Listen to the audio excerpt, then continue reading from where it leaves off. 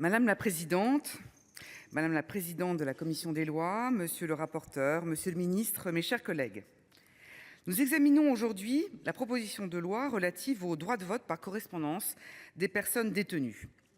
Je remercie chaleureusement de son soutien le président Claude Malhuret, qui a accepté d'inscrire ce texte dans l'ordre réservé à notre groupe, ainsi que tous mes collègues sénatrices et sénateurs indépendants qui se sont associés à ma démarche, et particulièrement Louis Vogel, qui m'a accompagné depuis le dépôt de ma PPL. Je suis ravie qu'il en soit le rapporteur. Les détenus, comme l'ensemble de nos concitoyens, ont la possibilité de participer à la vie démocratique de notre pays, sous réserve qu'ils n'aient été privés de leurs droits civiques. Jusqu'à l'entrée en vigueur du nouveau code pénal le 1er mars 1994, certains condamnés étaient de plein droit et sans limitation de durée déchus de leurs droits civiques. La privation du droit de vote, désormais prononcée à titre de peine complémentaire, est limitée dans le temps. La participation des personnes détenues aux élections, bien que possible, s'est toutefois révélée malaisée à mettre en œuvre, notamment en raison de difficultés d'inscription sur les listes électorales ou d'établissement des procurations. Il va de soi que la formule de la permission de sortie est assez théorique, compte tenu des risques intrinsèques qu'elle présente. De fait, les taux de participation aux différentes élections étaient très faibles jusqu'à la période récente. Ainsi, à l'occasion du premier tour de l'élection présidentielle de 2017, ce taux s'est établi à 2%. La loi du 23 mars 2019 de programmation 2018-2022 et de réforme de la justice a introduit à titre expérimental une nouvelle modalité de vote pour l'élection des représentants au Parlement européen du mois de mai 2019, le vote par correspondance. Les personnes placées en détention provisoire et les détenus purgeant une peine n'entraînant pas une incapacité électorale ont pu, à leur demande et s'ils étaient inscrits sur une liste électorale, voter par correspondance sous pli fermé dans des conditions permettant de respecter le caractère secret et personnel du vote ainsi que la sincérité du scrutin. La loi du 27 décembre 2019 relative à l'engagement dans la vie locale et à la proximité de l'action publique a généralisé cette modalité de vote. Afin de permettre aux personnes détenues de voter spécifiquement à l'occasion de l'élection présidentielle de 2022, la loi organique du 29 mars 2021 portant diverses mesures relatives à l'élection du président de la République a modifié la loi du 6 novembre 1962 relative à l'élection du président de la République au suffrage universel. Malgré le volontarisme politique et les moyens engagés, le taux de participation un peu supérieur à 20% reste bien en deçà des attentes du législateur formulées en 2019. Très concrètement, pour voter par correspondance, les détenus doivent demander à être inscrits sur la liste électorale de la commune chef-lieu du département ou de la collectivité d'implantation de l'établissement pénitentiaire. Ils sont alors affectés dans un bureau de vote correspondant à la circonscription ou au secteur qui comporte le plus d'électeurs inscrits sur les listes électorales. Le chef de l'établissement pénitentiaire transmet au maire de la commune concernée la demande d'inscription sur la liste électorale. La commission de propagande livre les documents de propagande électorale. Le préfet est quant à lui chargé de l'acheminement des enveloppes destinées à contenir le bulletin de vote, d'une part, et des enveloppes d'identification permettant la transmission des enveloppes électorales au bureau de vote, d'autre part. L'enveloppe d'identification permet d'identifier l'électeur, son lieu de détention et son numéro d'écrou.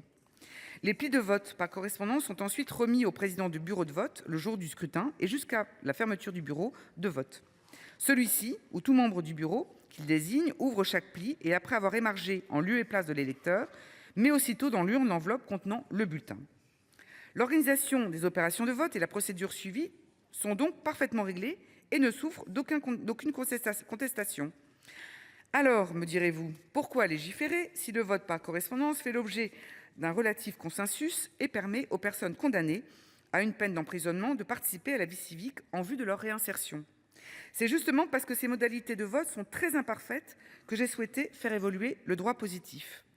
Nous avons auditionné de nombreux élus, notamment Stéphane Baudet, maire d'Ivry-Courcouronnes, président de l'Association des maires d'Île-de-France, Kadir Mebarek, maire de Melun, Joachim Pueyo, maire d'Alençon, et d'autres qui nous ont apporté des témoignages très probants.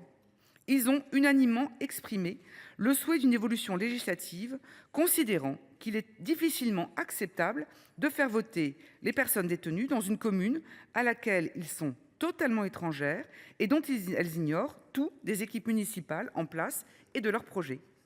Pouvons-nous envisager un instant un détenu s'intéresser à la rénovation d'une cantine scolaire ou à des travaux dans une maison de retraite de la commune où il est, bien malgré lui, appelé à voter? Cette réflexion vaut aussi pour les différentes élections organisées localement, notamment départementales et régionales. Par ailleurs, le Conseil d'État a reconnu que le choix opéré par le législateur dans le passé a pour conséquence directe de peser sensiblement sur le résultat des élections locales dans les communes où le nombre d'électeurs inscrits au titre du vote par correspondance représente plus de 5% des électeurs inscrits. Si le vote par correspondance s'avère utile pour permettre aux personnes détenues d'exercer leur droit de vote, qui est absolument légitime, nous ne pouvons pas accepter qu'il soit de nature à potentiellement déterminer le résultat des élections. Une autre raison, et ce n'est pas la moindre, doit nous inciter à agir. Le système actuel porte en effet une atteinte sérieuse à l'égalité des candidats. Comment justifier qu'un parlementaire, député, sénateur ou représentant au Parlement européen, autorisé par le Code de procédure pénale à visiter à tout moment les établissements pénitentiaires, puisse faire campagne dans l'enceinte d'une maison d'arrêt, alors qu'un candidat concurrent ne possédant pas cette qualité, a fortiori le maire de la commune chef-lieu du département, voit les portes rester invariablement closes? La possibilité d'organiser des réunions à visée électorale reste l'apanage d'un seul et porte indiscutablement atteinte au principe d'égalité des candidats. Parce que le rattachement des détenus au chef-lieu du département est purement artificiel et qu'il résulte de simples considérations logistiques, nous devons faire évoluer les modalités du vote par correspondance. Notre proposition de loi supprime la faculté pour la personne détenue de s'inscrire sur la liste électorale de cette commune chef-lieu du département ou dans la commune d'implantation de l'établissement pénitentiaire. Nous proposons en contrepartie que le détenu ait la faculté de s'inscrire sur la liste électorale de la commune où il résidait avant son incarcération ou sur la liste électorale de la commune de résidence d'un ascendant ou d'un descendant. Il sera par conséquent affecté au bureau de vote correspondant à l'adresse de son domicile personnel ou du domicile d'un des membres de sa famille. Voter dans la commune d'un proche parent semble somme toute assez logique. La proposition de loi met en œuvre un dispositif lisible et cohérent, répondant aux préoccupations des élus locaux concernés et préservant les droits des détenus. Pour autant, la commission des lois a relevé une difficulté logistique importante, dont j'avais conscience dès l'origine, qui est celle de l'acheminement des enveloppes vers les bureaux de vote dans les temps impartis par le processus électoral. Sans remettre en question le principe du vote par correspondance, elle suggère de le réserver aux élections à circonscription nationale, élections au Parlement européen, élections présidentielles ainsi qu'au référendum. S'agissant des élections locales et des élections législatives, le choix proposé aux personnes détenues se limiterait au vote par procuration et au vote dans le bureau de vote à condition d'obtenir une permission de sortie. L'équilibre auquel nous sommes ainsi parvenus me paraît satisfaisant. J'y souscris pleinement et approuve la modification proposée par la commission des lois par voie d'amendement. Notre texte conforte le droit de vote des détenus dans la mesure où ceux-ci disposeront, en plus des facultés d'inscription offertes par le code électoral, de la possibilité supplémentaire de s'inscrire sur les listes de la commune de résidence de leurs descendants et d'y voter par procuration. Il préserve le vote par correspondance pour les élections à l'occasion desquelles la mobilisation des électeurs est la plus forte, l'élection présidentielle, où les enjeux internationaux sont les plus marqués, les élections européennes. Enfin, il permet de rétablir une réelle égalité entre les candidats aux élections locales et de réserver la participation à la définition des projets locaux aux seuls électeurs inscrits sur les listes électorales de manière pérenne. Je vous invite, mes chers collègues, à approuver ce texte pragmatique et surtout de bon sens. Je ne voudrais pas conclure sans remercier nos élus locaux qui se sont longuement rendus disponibles pour nos auditions. Leurs remarques nous ont été très précieuses. Permettez-moi aussi de remercier les représentants du ministère de l'Intérieur, de la Chancellerie et de l'administration pénitentiaire, et vous aussi, bien évidemment, Monsieur le Ministre, d'avoir bien voulu contribuer à faire évoluer positivement ce texte par leurs témoignages et leurs conseils. Enfin, je salue à nouveau le travail remarquable réalisé par mon ami Louis Vogel en sa qualité de rapporteur de la Commission des lois. Je vous remercie.